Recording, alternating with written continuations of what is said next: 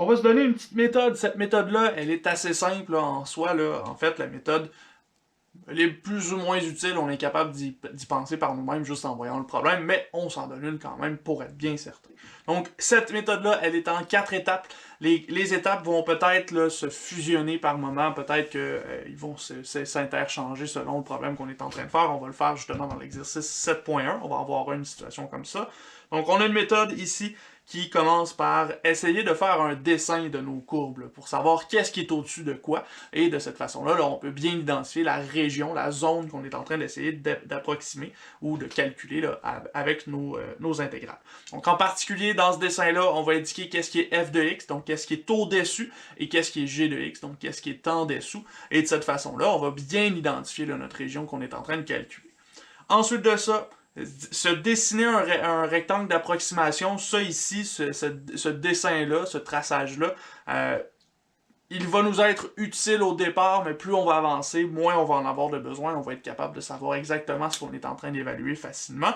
Et ensuite de ça, en troisième étape, on trouve nos points d'intersection entre les deux fonctions, entre la fonction et l'axe des x, ça se pourrait, c'est ce qu'on fait tantôt, entre f de x et g de x, pour déterminer là, de quel point à quel point est-ce qu'on est en train de calculer l'aire sous la courbe, l'aire entre les deux fonctions. Et une fois qu'on a trouvé nos points d'intersection, on va aller évaluer l'aire complètement avec notre intégrale qu'on va s'être construite.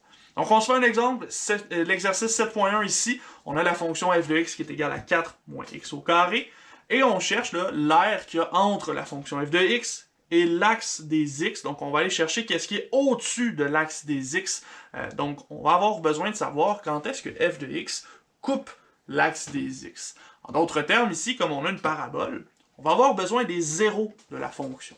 Ces deux zéros-là qu'on va trouver vont nous indiquer de où à où est-ce qu'on est en train d'évaluer notre aire et comment est-ce qu'on peut tracer l'esquisse de notre dessin. Ici, bon, pour tracer l'esquisse, normalement, vous allez chercher le sommet qui sera à 0,4 plutôt, et vous allez chercher les deux zéros pour trouver où est-ce que la fonction va aller. Dans ce cas-ci, on mélange un petit peu les situations. Ici, les zéros, ça correspond au troisième point, ça correspond à trouver les points d'intersection. Donc, quand est-ce que f de x va rencontrer l'axe des x ici. Donc, pour faire ça, on cherche quand est-ce que f de x égale 0. Et pour trouver quand est-ce que f de x égale 0, ben j'ai besoin que 4 moins x carré soit égal à 0. Je revois mon x carré de l'autre côté, je vais avoir 4 qui est égal à x carré. On fait une racine carrée, donc si je fais une racine carrée sur le x carré et sur le 4, ici ma racine du 4, ce sera plus ou moins racine de 4 qui est égale à x. Donc ici, racine de 4, c'est 2, donc plus ou moins 2, qui seront nos zéros. Donc ça veut dire qu'on va avoir un point à moins 2 et un point à 2. On a un sommet à 0,4, donc on va avoir une courbe qui descend de cette façon-là, une parabole orientée vers le bas de moins 2 à 2. Et la zone qui nous intéresse, ben, c'est tout ce qui est en haut ici, tout ce qui est dans le dessin dans ce cas-ci. Je pourrais faire une petite zone assurée juste pour bien nous l'indiquer. C'est cette zone-là qui nous intéresse dans ce cas-ci. À ce moment-ci, pour pouvoir continuer, ben là, ici, tout ce que j'ai besoin de savoir, c'est qu'est-ce que je vais tracer, qu'est-ce que ça va être la hauteur réelle de mes rectangles. Donc, pour faire ça, moi, je vais m'en tracer un petit rectangle, justement. Je vais me donner un exemple pour bien voir qu'est-ce qu'on est en train d'estimer comme zone. Donc, admettons que je faisais ce rectangle-ci.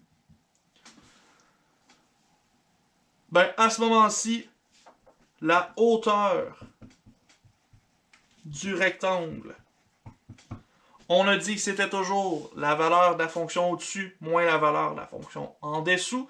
Celle qui est au-dessus, c'est f de x, c'est la courbe qu'on a au-dessus, c'est celle qu'on s'était donnée, 4 moins x carré. Et celle qui est en dessous, ben là on est sur l'axe horizontal. L'axe horizontal, c'est une droite constante, y égale 0. Donc dans ce cas-ci, je vais faire f de x moins 0. Donc je vais toujours avoir comme hauteur h égale f de x directement. Hauteur égale f de x directement. C'est pas un exemple qui est particulièrement complexe celui-ci, étant donné qu'on travaille avec la fonction sur l'axe des x directement. Donc à ce moment-ci, je peux construire mon intégrale. Je vais dire que l'aire, ce sera égal à l'intégrale de mon début jusqu'à ma fin. Le début, on a dit que c'était à moins 2, la fin, c'est à 2. Donc, de moins 2 à 2, de f de x moins la hauteur de l'autre fonction. Donc, ici, ce sera moins 0. On l'écrit juste pour être très clair. Dans ce cas-ci, ça va disparaître directement. On va avoir l'intégrale de moins 2 à 2 de la fonction f de x qui est 4 moins x au carré dx. Donc, dans ce cas-ci, on évalue cette intégrale-ci. Et là, ici, bon, c'est une intégrale assez simple. On n'a même pas besoin d'astuce. On va intégrer 4 et on va intégrer x au carré. Le 4 va nous donner 4x. Le moins x au carré va nous donner moins x à la 3 sur 3. Et on évalue tout ça de moins 2 à 2. Il ne nous resterait plus qu'à faire l'évaluation complète ici. Et je vous laisse faire les détails du calcul ici. Vous devriez obtenir 32 tiers unités carrées pour l'aire qui se trouve entre f de x et l'axe des x ici. Donc, ultimement, le nouveau travail qu'on se donne dans cette section-ci, c'est la première partie. Donc, point d'intersection, tracer le rectangle pour trouver c'est quoi la vraie hauteur, comment est-ce qu'on va le calculer. Puis ensuite de ça, résoudre l'intégrale, c'est pas plus difficile que d'habitude. C'est la même chose que ce qu'on faisait dans le chapitre 5 avec nos techniques d'intégration et avec les formules d'intégration aussi. Ça se fait assez facilement. On en fait un autre exercice, et cette fois-ci, f de x vaut x au carré, et g de x, c'est la fonction x tout simplement. Donc à ce stade-ci, on a deux fonctions, on aurait besoin de trouver c'est quoi la région qui nous intéresse, et pour ça ici, comme on a deux fonctions, on va commencer par trouver le point ou les points d'intersection qu'il va y avoir entre f de x et g de x. De cette façon-là, on va savoir d'où à où on doit intégrer, et ensuite de ça, on va pouvoir déterminer là, quelle est l'esquisse du problème, et on va aller chercher la hauteur de notre rectangle. Donc on commence par point d'intersection, ici, ce serait la situation f de x est égale à g de x, et ça, on obtient cette situation-là seulement lorsque x carré est égal à x. Bon. Ici, il y a au moins un point qui est évident, x au carré fois x, dans ce cas x au carré est égal à x ici, ça voudrait dire nécessairement que x égale 0, c'est un des points d'intersection, mais en particulier, si vous voulez le trouver plus facilement celui-là, vous pouvez simplifier, envoyer les x du même côté, on va avoir x carré moins x est égal à 0, ici, il y a une mise en évidence possible, donc x fois x moins 1 est égal à 0. Et là, ici, les deux points sont très évidents. Que x fois x moins 1 soit égal à 0, ça veut dire que soit x égale 0, soit x moins 1 égale 0. Donc si x égale 0, ben, on a déjà un point d'intersection. Et si x moins 1 égale 0, x moins 1 égale 0, ça arrive seulement lorsque x est égal à 1. Donc les deux points d'intersection, x égale 0 et x est égal à 1, c'est les points qui nous intéressent sur notre graphique. Donc, on sait qu'on va avoir besoin d'un point à 0. Parce que lorsque x vaut 0, f de x et g de x valent toutes les deux 0. On va avoir besoin d'un point à 1, disons ici, où on va avoir un deuxième croisement des fonctions. En particulier, le dessin qu'on va retrouver, c'est un dessin qui ressemble à ceci. Donc, on va avoir une parabole ici, et bon, mon dessin n'est pas particulièrement à l'échelle, mais le point, il est ici. Donc, on a là deux fonctions qui se croisent à 0 et à 1. Et la zone qui nous intéresse, ben, c'est la zone qui est dans ce croissant-là ici, entre les deux fonctions. À ce moment-ci, on pourrait se faire un dessin pour être sûr de qu'est-ce qui est quoi. Dans ce cas-ci, si j'enlève un petit peu d'achuré, je vais aller chercher cette zone-ci. C'est un rectangle comme ça qu'on va aller construire. Et ce rectangle-ci, sa hauteur, mais sa hauteur, elle est déterminée par quoi? Elle est déterminée par la fonction qui est une droite au-dessus. Et cette fonction-là, c'est quoi? Ben ça ici, c'est g de x.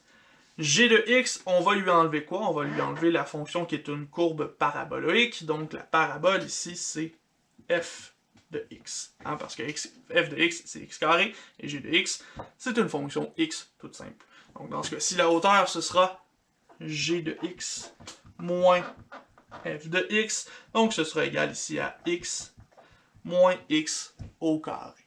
Cette petite information-là ici, elle va être super importante parce que lorsque je vais faire mon intégrale, c'est cette version-là que je dois travailler. Si je fais x carré moins x, j'ai pas la même réponse, et ici, je me trompe pour l'aire entre les deux fonctions.